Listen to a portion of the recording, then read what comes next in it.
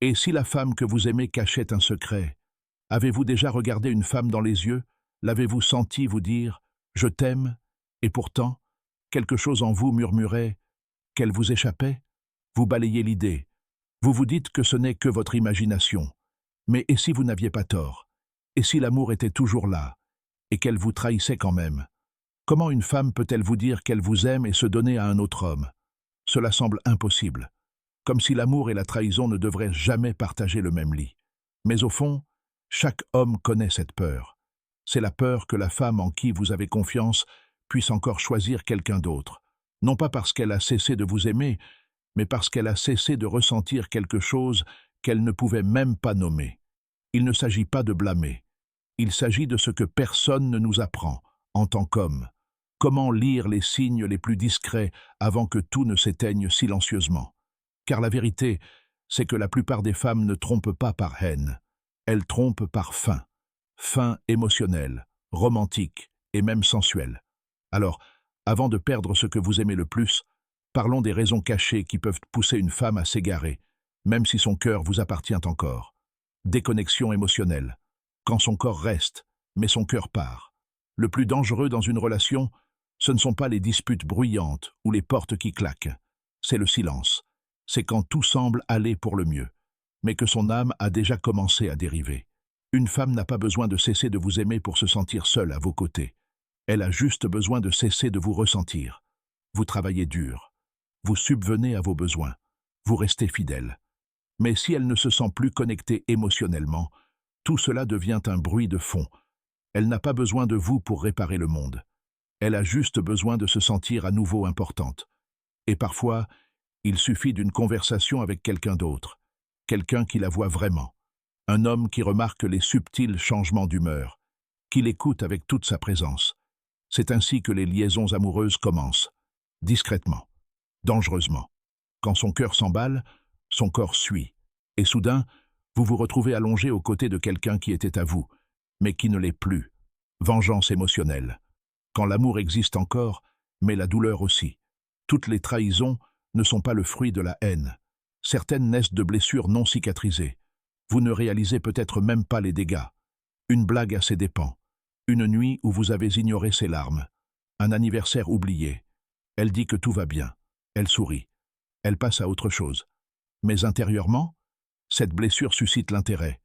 Et un jour, elle rencontre un homme qui ne se rend même pas compte qu'il s'immisce dans sa douleur. Il l'écoute. Il la voit. Il la fait se sentir valable. Et c'est à ce moment-là, silencieux, doux, dangereux, qu'elle risque de franchir une ligne. Non pas par désir de tromper, mais parce qu'elle veut que sa douleur ait un sens. La vengeance émotionnelle n'est pas bruyante. C'est un murmure, une rébellion silencieuse contre le sentiment d'invisibilité. Et parfois, le plus doux « je suis là » d'un inconnu est plus puissant que 1000 « je t'aime » de l'homme qui a toujours été là, mais qui ne la voit plus. Famine émotionnelle. L'envie de ce qu'on ne peut pas toucher. Tu es là, physiquement, nuit après nuit. Vous mangez ensemble, dormez à ses côtés. Mais elle a toujours faim. Pas de sexe, pas du contact d'un autre homme, mais de quelque chose de bien plus dangereux. Ressentir. Une femme a soif de nutrition émotionnelle. Elle veut se sentir à nouveau vivante. Se sentir vue, non pas comme une partenaire, une mère ou une colocataire, mais comme un être sensuel, rayonnant et émotionnel. Et lorsque cette faim dure trop longtemps, elle ne crie pas. Elle s'engourdit, tout simplement, jusqu'à ce qu'un petit compliment la réveille. Un mot gentil d'un collègue, un inconnu qui remarque ses cheveux, un texto qui ressemble davantage à une bouée de sauvetage. Et peu à peu, elle commence à respirer à travers quelqu'un d'autre. Non pas parce qu'elle a cessé de vous aimer, mais parce qu'elle a cessé de se sentir vivante avec vous. Désir refoulé. La femme enfouie sous la routine. On dit aux femmes d'être douces, de se taire, d'être solidaires. On leur apprend à réprimer leur sensualité, à taire leurs désirs, à sourire malgré leurs besoins inassouvis. Et avec le temps, cette femme sauvage, fougueuse et émotive, se retrouve ensevelie sous les responsabilités, la routine et les attentes. Mais ce qui est enfoui ne disparaît pas. Il attend. Et un jour, elle commence à se souvenir.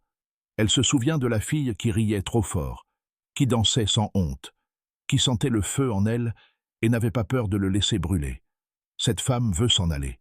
Et si elle rencontre quelqu'un qui la regarde avec des yeux qui disent « Je te vois », elle pourrait s'abandonner à un moment qui ressemble à une résurrection et non à une trahison. Parce que parfois, tromper, ce n'est pas se perdre, c'est se retrouver. Syndrome d'évasion fantasmatique, l'attrait d'autre chose. Vous êtes-vous déjà demandé si c'était tout? Elle aussi. Non pas parce qu'elle a cessé de vous aimer, mais parce que la vie est devenue un cycle. Vaisselle, facture, épuisement, prévisibilité. Et puis un jour, quelqu'un entre dans son monde. Il n'est pas forcément meilleur, mais il est différent. Il représente la liberté, le mystère, une étincelle d'inconnu. Il lui rappelle qui elle était avant que la vie ne devienne une liste de choses à faire. Ce n'est pas lui qu'elle désire, c'est le sentiment qu'il lui procure. Un rappel que le désir, le mystère et les possibilités existent toujours, même si ce n'est que pour un instant. Et lorsque la réalité semble un piège, même le fantasme d'évasion peut être une bouffée d'air frais. Curiosité et validation, le désir de se sentir désiré. C'est ce qui fait le plus mal, car c'est tellement humain. Parfois, elle ne cherche pas à vous faire du mal. Elle veut juste savoir qu'elle est toujours désirée. Elle veut se sentir magnétique, féminine, sensuelle. Dans un monde où l'on dit aux femmes que leur valeur s'affaiblit avec l'âge, que la jeunesse est le summum de la beauté, que leur désirabilité a une date limite, la curiosité devient une forme de survie. « Est-ce que j'en ai encore ?» se demande-t-elle. Non par vanité mais par peur. Et dans le monde d'aujourd'hui, la validation est à portée de clic. Un message, un compliment, un « j'aime », un regard charmeur. Ce n'est pas qu'elle veuille vous quitter, c'est qu'elle veut se sentir à nouveau choisie, désirée. Pas seulement aimée, mais désirée. La solitude dans la stabilité. Quand bien est fatal, tout semble parfait. La maison est propre, la routine est solide. Personne ne crie, personne ne part. Mais elle se meurt intérieurement. C'est le genre de solitude dont personne ne vous met en garde, celle qui vit au sein des relations stables. Elle n'est pas mal aimée, elle est insensible.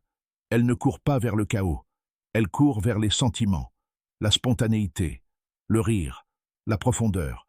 Elle ne veut pas d'un autre homme, elle veut se sentir à nouveau elle-même, la version d'elle-même, radieuse, vivante, sensuelle. Pas quelqu'un qui gère votre emploi du temps et prépare le dîner, mais la femme que vous couriez après, celle qui dansait autrefois pieds nus dans la cuisine. Quand cette version d'elle-même disparaît, elle ne quitte pas la relation. Elle s'abandonne, tout simplement. Et finalement, quelqu'un d'autre lui rappelle qu'elle est toujours là. Alors, que faire? La solution n'est pas le contrôle, c'est la connexion.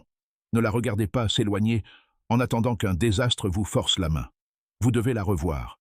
Regardez-la avec les yeux d'un homme qui veut encore la connaître, non pas comme votre partenaire, mais comme la femme que vous avez autrefois poursuivie avec ferveur.